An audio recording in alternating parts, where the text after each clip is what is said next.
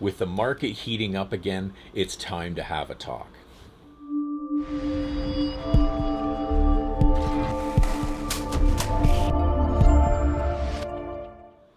Hi everyone, Garrett Verbakel here with Century 21 Heritage House in Kitchener. After reading an article earlier this week about people being sued due to a real estate transaction falling through, I felt that it echoed a video I did last year and thought it was necessary to speak on the subject again as the market begins to heat up for the spring. And while on Tuesday I decided what my topic was going to be for the week, on Wednesday, before I was going to write my ideas down on paper, another article came out speaking about the subject. So it must really be in need. I'm going to link to both articles below so that you can read for yourself what I'm about to talk about. But ultimately, it comes down to this: people stretching themselves too thin to win. And with the market heating up already and multiple offers common, people are striving to win these situations. When you're just trying to win instead of purchase a home, you can get dangerously competitive. And that's just what this one couple did in the article. They got dangerously competitive in the heat of the moment and overpromised on what they were able to deliver. When it came time to pay the piper, they couldn't. They forfeited their deposit of $30,000 and just walked away. This left the sellers in a bind because they had agreed a great deal on their home that was now defunct. The market cooled, and when they were finally able to sell again, it sold for nearly $500,000 less than the first deal. So they sued the original buyers for the difference and they won. The buyers, now with no house, now also have to pay back $470,000. That article paired well with the one released Wednesday, speaking about how home buyers are stretching themselves too thin when it comes to what they can afford and may face tough decisions in the future.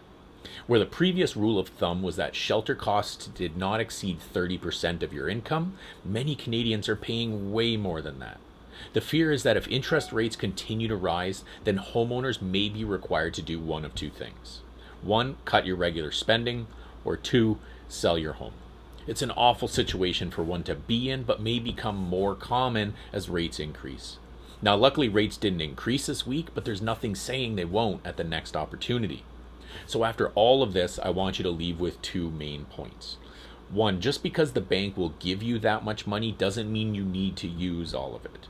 It's in their best interest to get you to commit to a larger mortgage.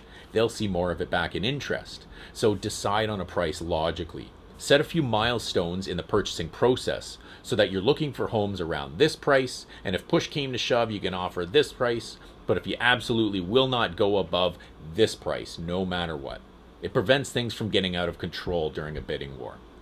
And two, reconsider what you view as success.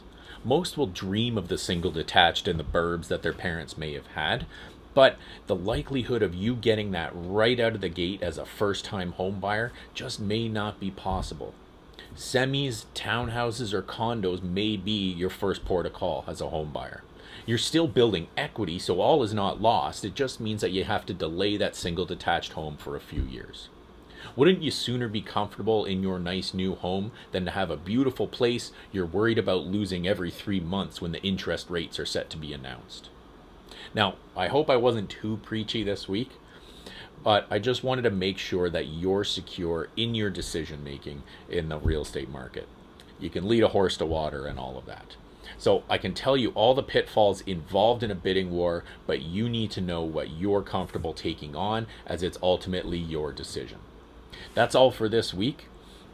We're going to be announcing very shortly details about a grand opening event at our new office in the near future, so keep an eye out for that.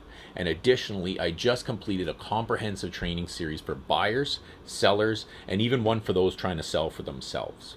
If you think these might be of use to you, I'm going to link to them below, and please pass them along to friends or family if you think they might be able to make use of them.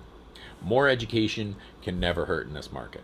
Until next time, I'm Garrett Verbakel with Century 21 Heritage House in Kitchener.